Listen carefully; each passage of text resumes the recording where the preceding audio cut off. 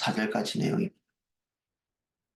신명기 1장 1절에서 4절까지 내용입니다.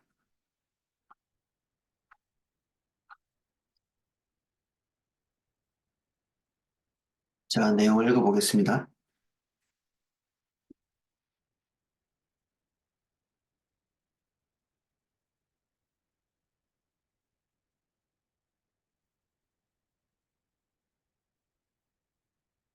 이는 모세가 요단 저쪽 숲 맞은편 아라바 광야 곧 바란과 도벨과 라반과 하세롯과 디삽 사이에서 이스라엘 무리에게 선포한 말씀이라. 호렙산에서 세일산을 지나 가데스 바네아까지 10하루 길이었더라. 마흔째 해 11째 달 그 달 첫째 날에 모세가 이스라엘 자손에게 여호와께서 그들을 위하여 자기에게 주신 명령을 다 알렸으나 그때는 모세가 헤스본에 거주하는 아모리 왕 시온을 쳐 죽이고 에드레이에서 아스다롯에 거주하는 바산 왕 옥을 쳐 죽인 후라. 아멘. 신명기의 내용은 그 구약 성경 전체의 뼈대라고 볼 수 있거든요.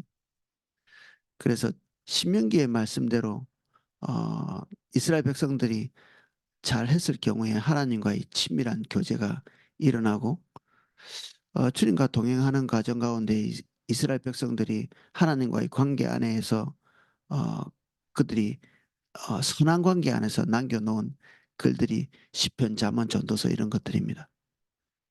그리고 어, 이 신명기의 말씀대로 잘 지켜서 어, 하나님의 인도를 따라 잘 간 내용이 여호수아고, 그러니까 신명기의 내용을 선하게 지켰으면 그런 내용들만 오늘날 남아 있겠죠. 근데 이 신명기의 말씀대로 제대로 살지 못했기 때문에 선지자들이 하나님의 부름을 받아서 너희들은 왜 신명기의 말씀대로 하나님의 인도를 따라서 살지 않느냐? 너희들이 다시 신명기의 말씀으로 돌아오지 않으면 너희들에게 하나님께서 신명기의 말씀대로 너희에게 예언한 그 저주를 너희에게 그들 심판을 너희에게 부를 거다. 이렇게 경고한 내용들이 아, 이 예언서들입니다. 예언서가 굉장히 많죠. 이 모든 내용들은 다 신명기에서부터 때로는 긍정적으로, 때로는 부정적으로, 때로는 객관적으로 이렇게 그들에게 선언되고 있는 것입니다. 그러니까 우리는 신명기의 내용의 어떤 확장 그리고 해석 뭐 이런 것들을 구약 성경을 통해서 다 보고 있는 것입니다. 그래서 신명기의 내용이 구약 성경의 뼈대라고 볼 수 있죠. 신약 성경도 신명기에서 이렇게 기반해서 나오거든요. 예수님께서 전체 율법을 함축해서, 전체 율법이라는 것이 하나님의 뜻이죠.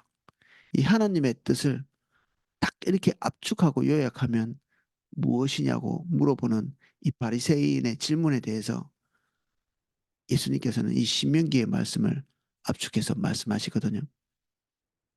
또 이 모든 것을 다해서 하나님을 사랑하라. 또는 이와 같으니 내 이웃을 내 몸과 같이 사랑하라.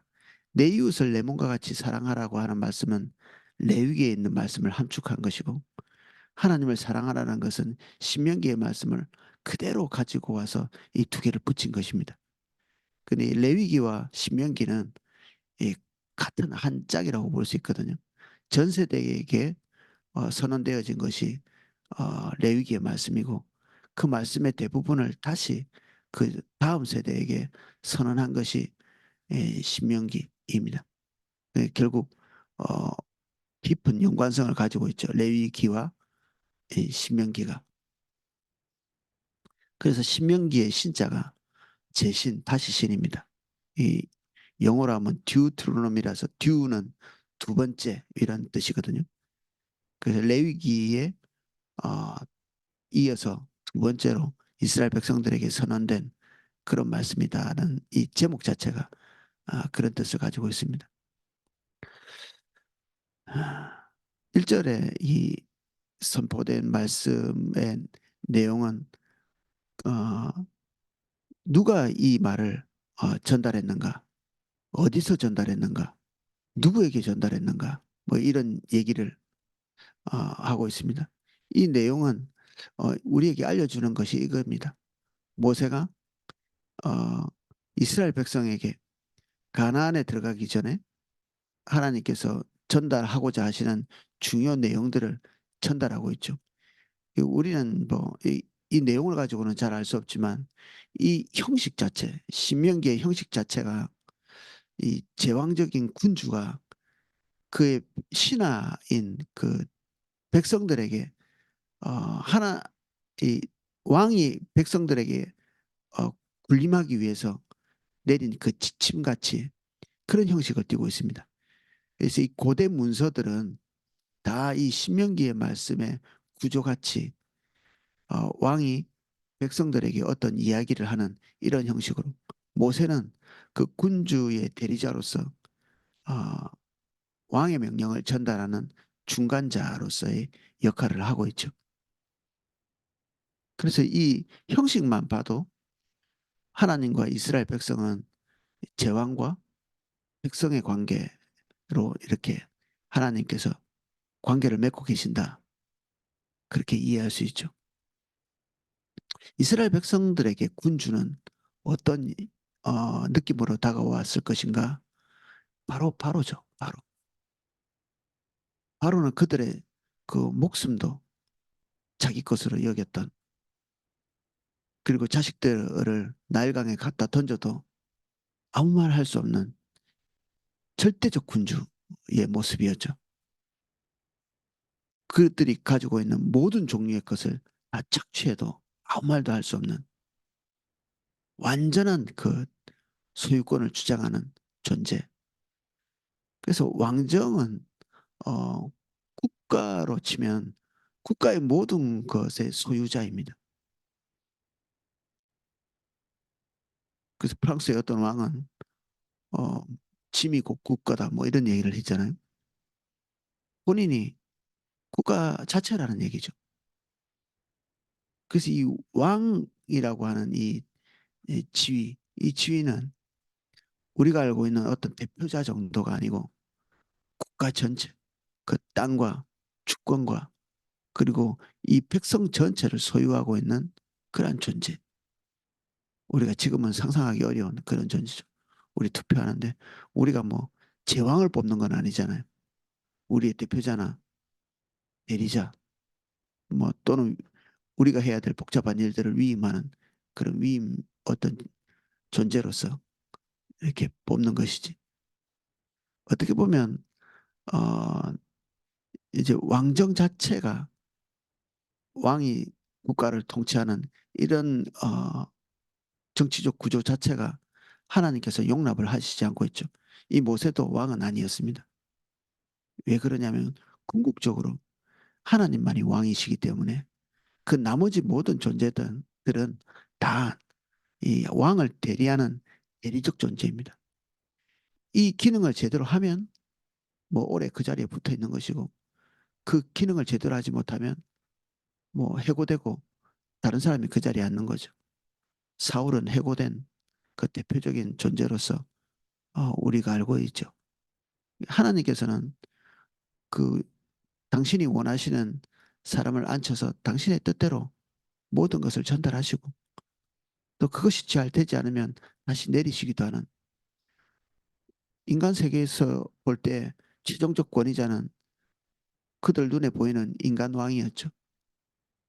근데 하나님께서는 자기 자신을 그 궁극적인 최고의 통치자로 이렇게 선언하는 것입니다. 이 신명기의 구조 자체가 그렇습니다. 자신을 왕으로 이렇게 계시해서 보이는 거죠. 그래서 계시 어떤 형태로든지 하나님께서 우리에게 뭔가를 말씀을 하신다. 그러면 그 나타난 계시, 우리에게 알려진 계시는 우리에게 필수적으로 순종을 요구합니다. 왕이 백성들에게 뭔가를 선언을 했는데 그 선언 속에는 이 백성들이 왕이 명령한 그 명령을 따르도록 하는 필수적인 요청이 있죠. 너희들은 이 말을 꼭 따라야 된다. 이렇게 말하든 하지 않든 왕이 어떤 명령을 하면 그 명령대로 100% 순종하는 것을 기본 전제로 하고 있죠. 그래서 우리는 하나님의 뜻을 알 수가 없거든요. 인간이 하나님의 뜻을 아는 것은 가능하지 않습니다. 그런데 하나님께서 우리에게 알려주실 때 우리는 알려주신 그 영역 내에서 알 수 있습니다. 그래서 우리가 하나님의 뜻을 안다는 것은 한 면에서는 두렵고도 떨리는 일이죠. 그 말씀은 아는 것으로 멈출 수 없기 때문에 그 말씀이 알려지는 순간에 우리는 하나님을 대면하는 것이고 왕을 대면하는 것이고 그 말씀대로 순종해야 될 무거운 중책을 가지고 있는 것이니까 더불어 하나님의 뜻이지만 알려지지 않는 영역이 있습니다. 알려지지 않는 영역. 우리의 미래에 대한 어떤 부자의 비유에서 보면 창고를 짓고 그 창고에 먹을 것을 가득 쌓아놓고 이제 내 영혼아 평안하게 먹고 즐기고 인생의 낙을 누리자 이렇게 말했을 때 예수님께서는 거기에 하나님의 군주적 모습을 나타내고 있습니다. 내가 네 계획대로 되도록 허락하지 않았기 때문에 오늘 내가 너의 생명을 취하겠다. 이 부자의 올바르지 않은 선택은 아직도 다가오지 않은 미래, 내일의 일에 대해서 경솔하게도 자기가 추측하고 자기가 결정하고 자기가 선택한 그런 청사진을 그리고 있는 거죠. 헛된 것에 불과한 것인데 우리의 내일은 아직도 계시되어지지 않았습니다. 우리의 1년 뒤도 계시되어지지 않았죠. 당연히. 우리의 미래는 아직 계시되어지지 않았습니다. 닥쳐봐야 하는 것이고 우리는 그 미래를 알고자 하고 계획하죠. 근데 그 계획은 아직도 벌어지지 않은 사건, 오직 하나님만이 알고 계시는 사건이기 때문에 우린 그 계획 앞에서 겸손해야 합니다. 내일, 모레, 1년 뒤, 10년 뒤, 이것은 우리에게 아직도 허락되어지지 않은 신의 영역입니다. 그래서 바울은 하나님의 뜻이면 이것도 하고 저것도 하리라. 하나님의 뜻이면 내가 너희를 만나러 가리라. 이 전제를 항상 하고 있죠. 하나님의 뜻이라면, 하나님이 허락하신다면. 왜냐하면 사도 바울의 삶에도 예측하지 못한 일들이 지속적으로 그에게 좋았기 때문입니다. 그래서 우리는 미래를 마치 알고 있는 듯이 그렇게 계획하고 행동하지만 그것은 아직 알려지지 않은 미지의 세계죠. 그것에 대해서는 하나님의 주권과 그리고 알지 못하는 길을 가는 두려움 그리고 하나님께서 선한 인도를 해주실 것에 대한 자비를 구하는 마음 그것으로 걷는 것이죠. 그래서 우리는 이 하나님의 뜻이라고 하는 계시되어진 하나님의 뜻에 대해서 이 두 가지의 겸비한 자세를 가져야 될 필요가 있습니다. 이스라엘 백성들은 지금 모세가 하는 설교 앞에 서 있다. 더 궁극적으로는 하나님의 말씀, 하나님 그분 자체 앞에 서 있는 거죠. 이 시내산에서는 이스라엘 백성들이 하나님을 직면했거든요. 근데 하나님을 직면하는 것, 이것에 대한 두려움, 이것을 한번 경험했던 존재들이죠.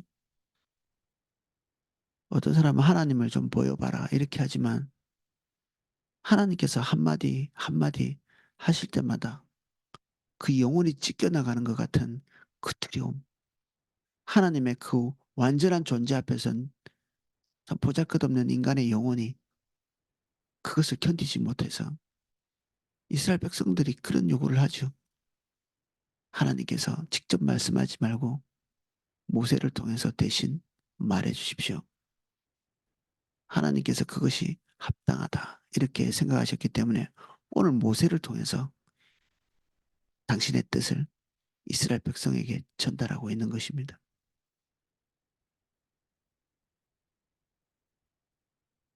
우리는 한 단체의 리더 앞에서도 서는 것이 불편하죠. 물론 경중에 차이는 있겠지만 어쩌면 그것은 자연스러운 일일 수 있습니다. 사실 담임 목사님 앞에서도 편하게 밥을 먹는다든지 이야기한다든지 뭐 이런 것들이 불편한 느낌으로 다가올 수도 있죠. 다른 존재이라는 이런 생각을 하기 때문에 실제로는 그렇지 않지만 모세 앞에서도 이스라엘 백성들은 그 뜻을 말을 함부로 펼칠 수는 없었거든요. 대리자임에도 불구하고 하물며 이 모든 존재의 본체이신 하나님 앞에서 우리가 설 수 있는 그런 존재가 되지 못하죠. 우리가. 그래서 이 대리자의 입을 통해서 선언되어진 이 하나님의 말씀, 이것 자체가 우리는 하나님 앞에 서 있는 그런 시간이라고 볼 수 있습니다. 하나님의 뜻이 계시되어졌다면 우리는 하나님을 대변한 것이다.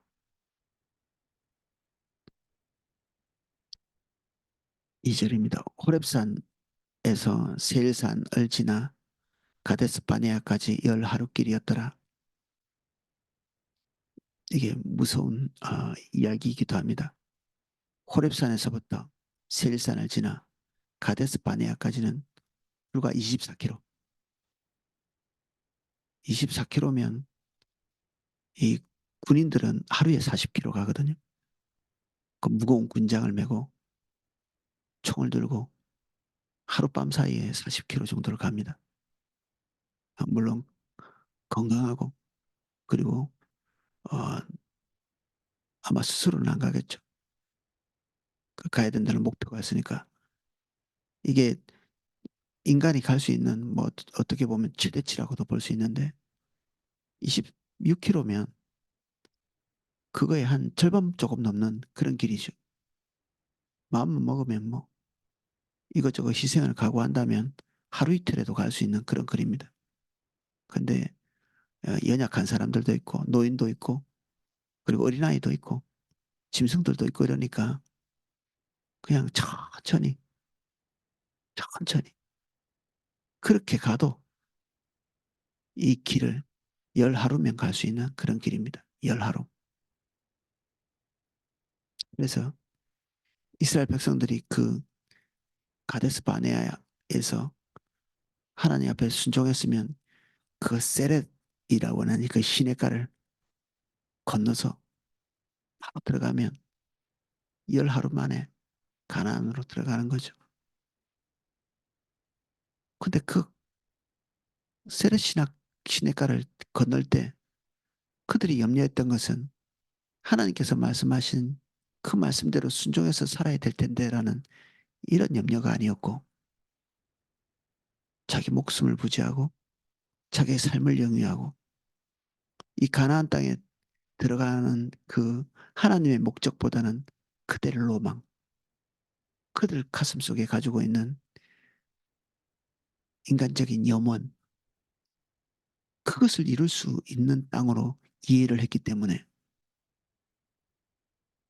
가나안은 하나님의 비전이 담겨 있는 땅이었지 그들 가슴 속에 있는 염원이 담겨 있는 그런 땅으로 이해해서는 안 되는 것이었죠. 그들의 영혼을 이룰 만한 그런 땅으로 이해했기 때문에 그야말로 적과 꿀이 흐르는 그들의 영혼이 담겨 있는 땅. 하나님께서는 그 땅에 들어가서 제사장 나라를 세워서 온 열방이 주님께로 돌아오는 이런 청사진을 가지고 계신데 이스라엘 백성들은 그 땅 안에 들어가서 그들이 낙을 누리고 자자, 자자손손 대대로 평안을 누리는 삶을 사는 그리고 하나님이 그것을 지지해서 그들을 안락하게 해주시는 그런 기대를 가지고 있었기 때문에 그 세렛 시내가 안에서 그런 청사진을 놓고 가나안 땅을 보고 나니까 그들의 청사진이 이루어질 수 없는 그런 현실을 본 거죠. 들어가면 전쟁을 해야 되고 그 전쟁도 피를 흘려야 될 가능성이 농후한 고 싶지 않은 들어가자마자 그들의 자원으로서는 살 수 없는 그런 내용들이 그 안에 펼쳐져 있었죠. 그래서 그들은 이 세렛 시내를 넘지 못합니다. 그래서 그때부터 열 하루길의 이 짧은 거리가 무려 38년, 40년 가까이 흘러버리죠. 이게 두려운 일이죠. 지금 여기에 서 있는 사람들은 이 전 세대의 40년 세월 동안에 전 세대는 다 죽고 그것을 본 자들이 여기에 서 있는 것입니다. 이 민수기의 이 인구 숫자를 이렇게 카운터를 해놨는데 최고에서 나온 그 숫자와 이 지금 이 신명기의 그 모세가 이 모압 평야 여기에서 지금 신명기를 선포하고 있을 때 이 40년의 이 갭이 있거든요. 근데 이 40년의 이 시간 동안에 인구가 조금도 늘지 않았습니다. 오히려 조금 줄었죠. 이 말은 40년 동안에 제자리 걸음을 했을 뿐 아니라 오히려 후퇴한 죽는 자들이 부지기수였던 매일매일 한 100명씩 장례를 치르는 여기에 이 가데스 바네아에서 하나님의 모든 뜻이 펼쳐져야 될 그런 순간에 그들이 이 말씀에 부합하지 않으면서 그들도 40년 동안 헛된 세월을 보내고 제자리 걸음하고 그들의 세력은 축소되고 물론 현상 유지 정도는 했다고 볼 수 있지만 그게 무슨 의미가 있겠습니까?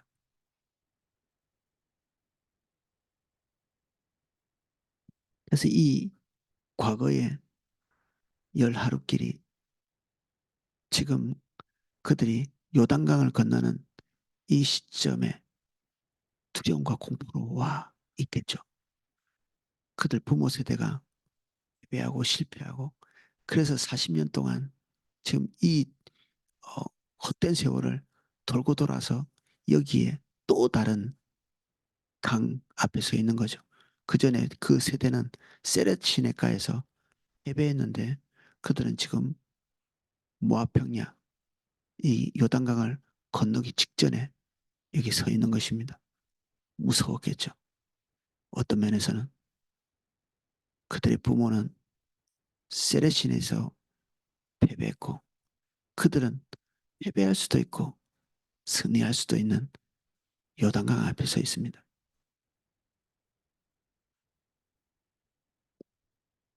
굳이 이 장소에서 이 하나님의 말씀이 선포됐다는 것도 좀 특별한 일이죠.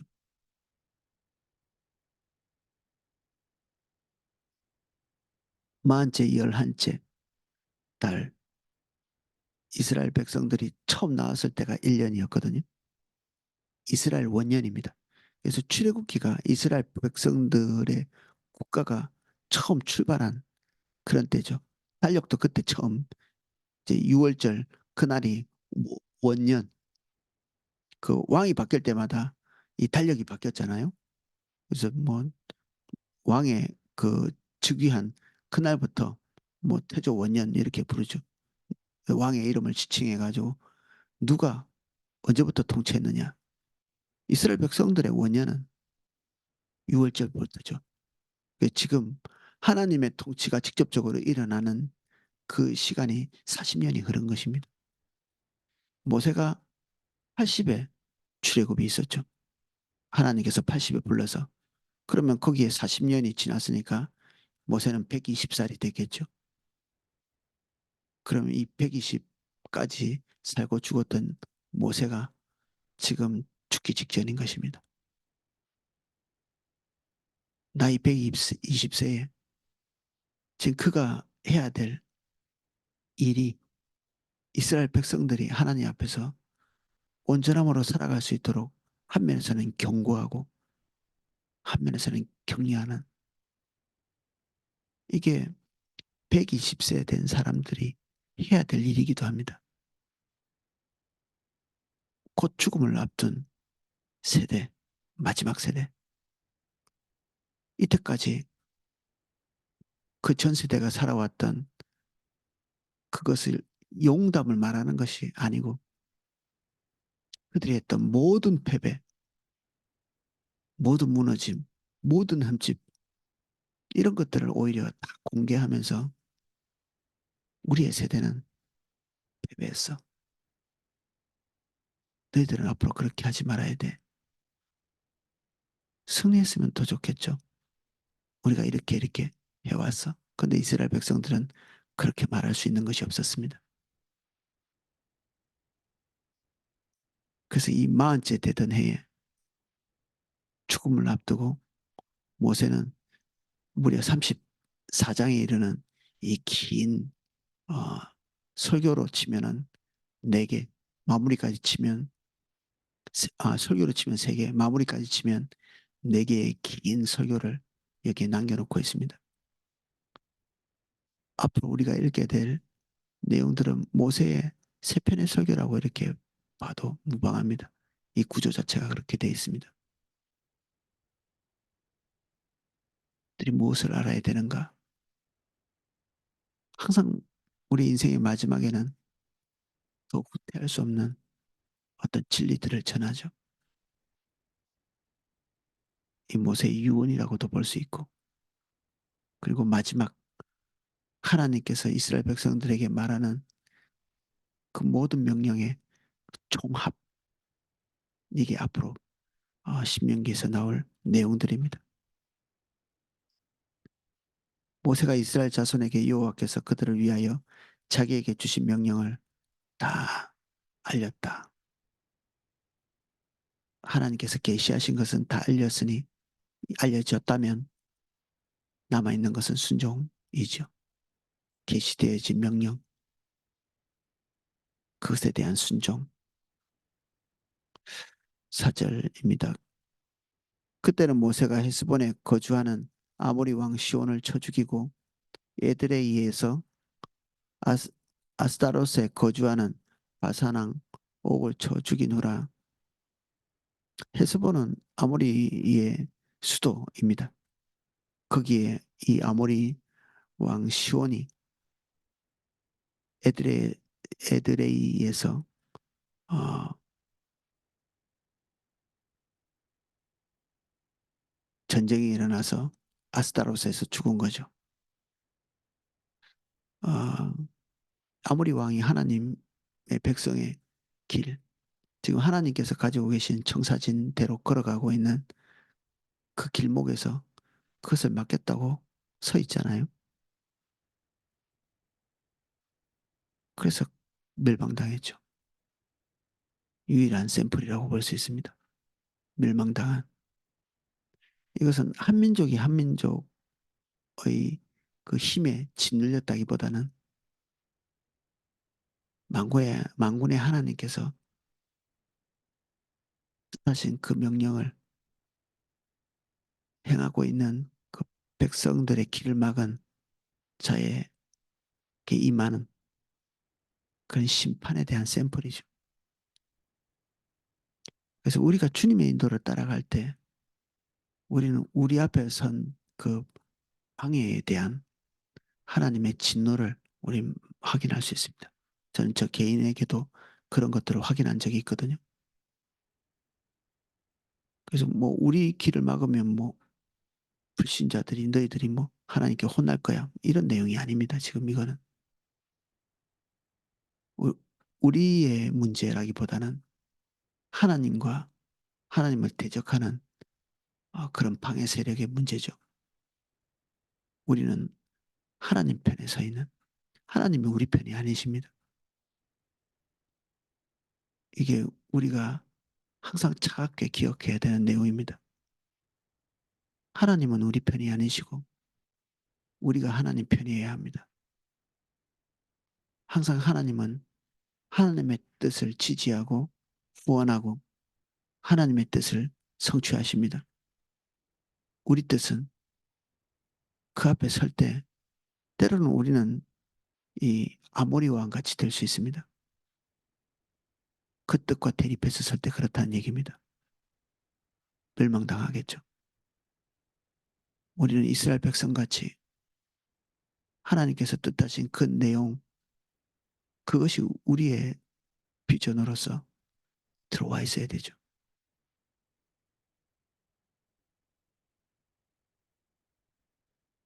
예, 오늘은 신명기 첫날 여기까지 살펴보겠습니다. 기도하겠습니다.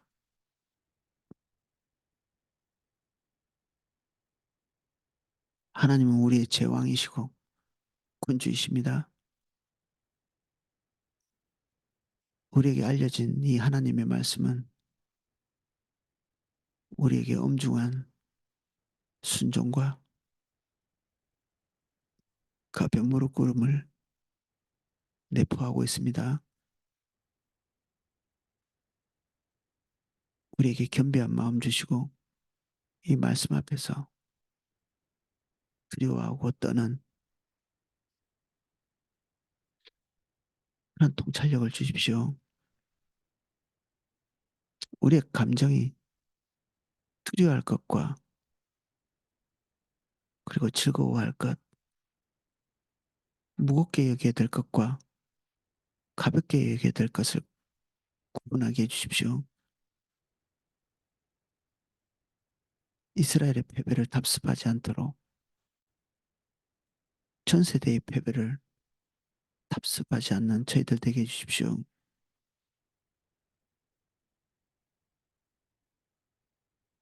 주의 뜻만 서기에 우리가 추구하는 우리의 염원, 우리의 기대, 우리의 바람은 인생을 헛수고로 만듭니다.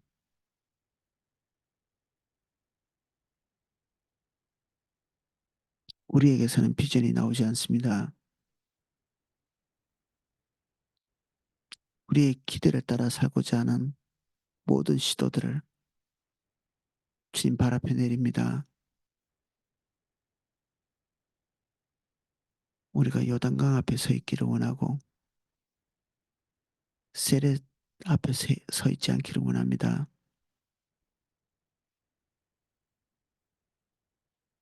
우리가 패배를 답습하지 않게 해주십시오. 지금도 자기 뜻을 따라가면서 무수히 패배를 거듭하고 있는 샘플들을 우리는 볼 수 있습니다. 우리 눈을 활짝 열어주십시오. 합력이 우리 눈을 가리고 우리의 영혼이 우리를 가립니다. 명철을 주십시오. 주님과 같은 곳에서 우리 인생을 바라볼 수 있게 명철을 주십시오. 새 안목을 주십시오. 하는 이 시간에 우리에게 지각을 주십시오. 모든 혼미한 것을 걷어내는 하나님의 진리의 말씀 앞에 서는 용기를 주십시오. 더 차갑게 하나님의 말씀과 우리의 삶 앞에 설 수 있게 은혜를 주십시오.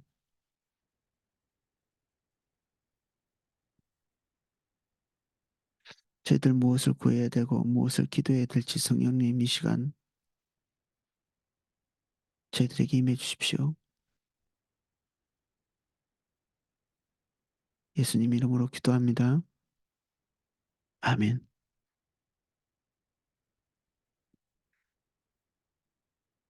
예, 각자 기도하실 수 있도록